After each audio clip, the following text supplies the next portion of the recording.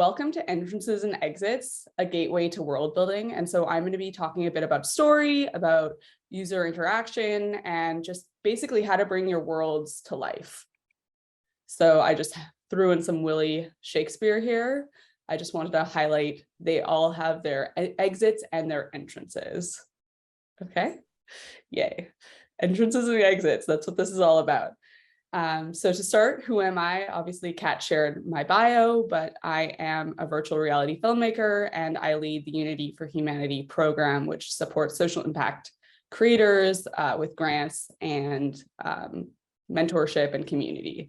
And I would like to note that I personally, you're all in different spaces in the world, but I'm on the traditional unceded territory of the Musqueam, Squamish, and Tsleil-Waututh First Nations people. So just so you know, this picture is from 2017, and that is me experiencing Tender Claus's piece, George Bush in the Bathtub. And when we go through these conversations about entrances and exits, one of the things I saw this image yesterday when I was preparing this deck, and I was like, oh my gosh, this is such a good example of getting in out of a story. And the entrance and the exit of this story world reflects the project itself, which is very like tongue-in-cheek and ridiculous in a lot of ways. And so you're literally physically stepping into a bathtub and out of the bathtub in a virtual world that is a bathtub in this experience. So I just thought this was a nice little example of what I'm going to be talking about. So this is a little bit of my backstory, but I'm going to skim over this because I don't think we have time for like the whole history, but just in a nutshell, I come from virtual reality world and also filmmaking and world building. And I've worked in the world building media lab at USC. And I worked with Nani de la Pena at our company Emblematic Group in 2013 on Project Syria. And I've been leading with my partner, Caitlin Conlon, Feminist Futures, a world building workshop since 2017. And I'm also a director of Homestay and Unceded Territories. And as you can see in under I also lead an incredible community. And I would love for all of you to join us. So why entrances and exits? So to get us into this space of what I mean by this, I just would love to refer back to the idea of sitting in a movie theater and the credits rolling and the lights going down. And, you know, there's these symbols and signifiers of the beginning of a movie. We all know and are so deeply familiar with what that means. And I think in the immersive space, we're still figuring out like what are those key symbols and these like gateways that we go through that get us into the mindset of experiencing story worlds. So I think a lot of people have kind of built off of the way that the movie industry has created these entrances, but I think we have an opportunity to kind of rewrite the rules and redefine what the possibilities are in immersive storytelling and world building. So to start with, I just wanted to kind of brainstorm with all of you what entrance, like truly the word entrance is. If any of you have any ideas, just jot them down. This is something you can come back to when we have a little bit more time, but just thinking about all of the things that are a way we move through something, like what is an entrance? So just jot down all the words for entrances that come to mind. For example, tunnel, archway, door, these kinds of things. So I'll give you a minute. I can read just the things people are writing here. Opening, a question, launch pad, tunnel, portal, a hand extended, gate. Ooh, I love all of those. Thank you so much for reading those. Great. So I just, Googled word and definition synonyms for entrances. So we have way in, an avenue, corridor, threshold, entry, portal. These words are very they really are descriptive, and we start to have these very visual references and feelings about what it means to move through to a new space and that like freshness of being in this new world. So I think the entrance is a very powerful experience and something that we're really going to dive into as we start to think about our projects. So similarly, exits are just as important. And I think a lot of the time, as filmmakers or creators, the exit is something that we like think about, that conclusion moment of a story, but we don't always think about the way that people exit your experience or your project or your story world. So same deal. Let's just quickly jot down words for exits that come to mind. Flake off, escape, split, retire. Then there's like there's the exit, the physical exit of a space, but then to exit. So to retire, to go, a whole fire escape. These are more like actual things that you can think about. So before we move on, I just wanted to share a quick anecdote, which is that when I was in film school, I was in a directing the comedy class, and I'm sure you're all like, I roll film school, whatever, but I'm going to tell this story because I feel like it really spoke to my directing in immersive career as well. So basically we were doing this scene, and it was a comedy scene, and we all had to cast our own actors and bring them in to the soundstage and work with them on a scene.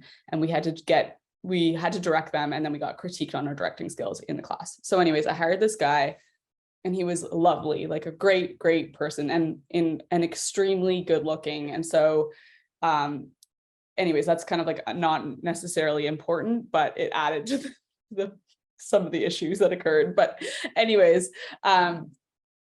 long story short, we had to have them come through a door, and then go and do the scene, and then leave through the door.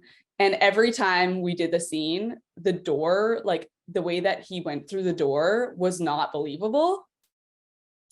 Like he couldn't commit to opening the doorknob in a reflection of reality. So like it was very much like, I am acting, I am opening this door, I have to act this scene. And that was kind of like why the scene never quite worked.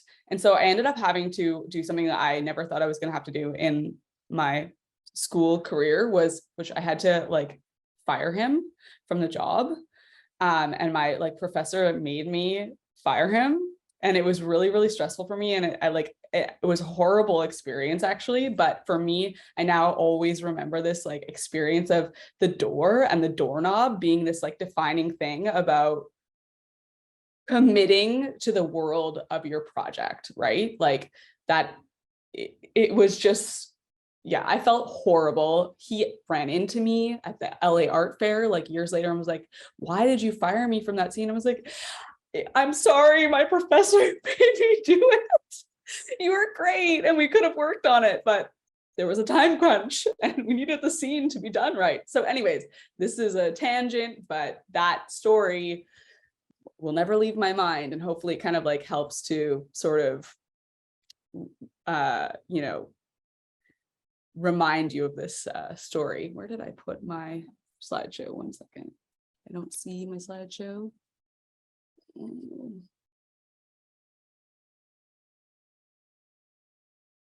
Where are you? How do I find my slideshow? If you're on Mac, yeah. Okay, phew, it's not gone. Thank goodness. Okay, so what I wanted to show was this like doorknob situation. Okay, so the doorknob, the story, this is the world, this is the entrance and the exit. So there was an awkward experience, but we learned from it. So attention is the beginning of devotion. Obviously, this is a Mary Oliver quote, and I'm sure Mary Oliver had many other things on her mind when she was talking about attention. But for our purposes, we want attention to the reality of the world that you're moving through. So really, we need to commit to turning this doorknob and entering the story world. And we need to commit to turning the doorknob and exiting the story world. And you could replace this idea of a doorknob with whatever you believe to be the story world that you're entering, right? So if you think that the world begins when you put on a headset and ends when you take it off, then you need to be thinking about all of the things that go into the beginning of that experience and all of the things that happen at the end of that experience, because they are all still a part of the world you're in. So this is like totally quite random, but I felt like it kind of spoke to some of the things that we could start to brainstorm. So I'm sure most of you are like already have a work in production or near completion, but say you were starting the design of a project and you had like a spark of an idea and you had to think about all of the things that go into the entrance or exit of a world. Here are some visual worlds that I just thought we could think about and sort of mull over: entrances and exits. So if it's something really soft and tactile, textile based, what would entering that world look like, or how would it feel? I love this like kid sitting on a weird carpet of nature in a carpet store. Like, what does that world look like? Or a world of a plexiglass box where people are paper cutouts and contained within this space. So, you know, you could think about that as a world contained in the box on a desk, or the world could contain that could be an object in the world. So all of these little images are sparks for worlds that we sort of are unpacking and taking a look at. And you could even be holding these worlds in your hand and looking at them. So you're kind of trying to figure out an approach to the world of the story. This kind of gave me a portal to another world, or contained within a world. If anything comes to mind, feel free to shout it out, because I can't quite see you all. Like, this world is contained in these many cubes, or the world is around you. Or I like the idea of like a playing card being the entrance to a world. Like, these things sort of just start to spark your creativity, I feel like. Ooh. Kat, the 15 minutes just went up. Shall I keep going? Yes. Okay. I was going to mention a little bit about like the entrance and exit to Homestay, which is one of the virtual reality projects I directed.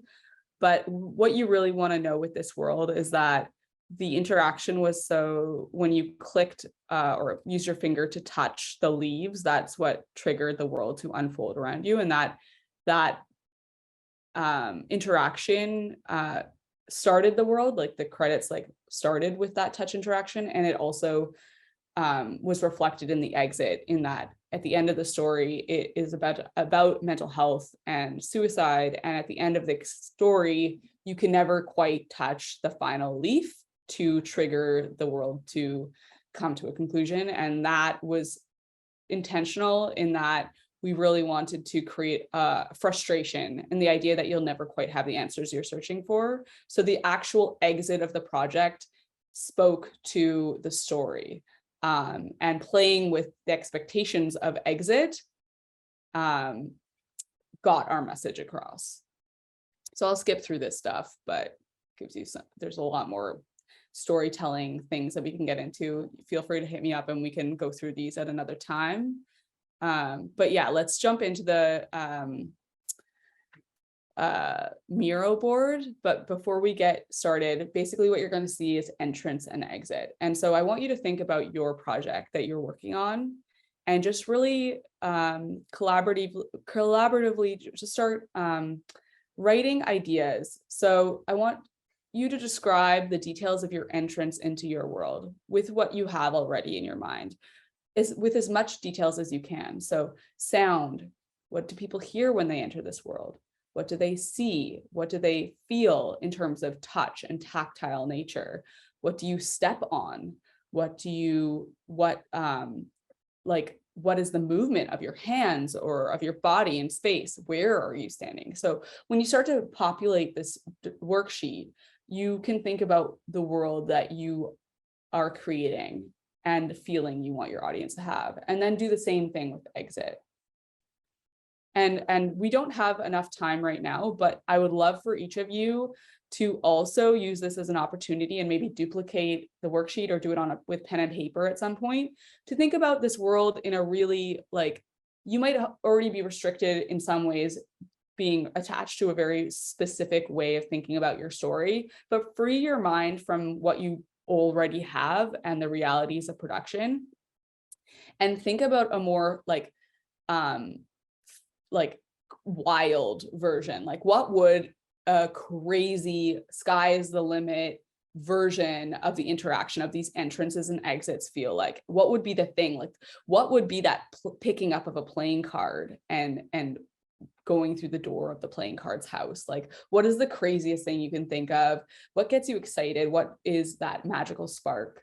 And then I dare you to connect your wild ideas with the idea of the world that you're creating right now. So I think with that, a very little key will open a very heavy door. So thank you.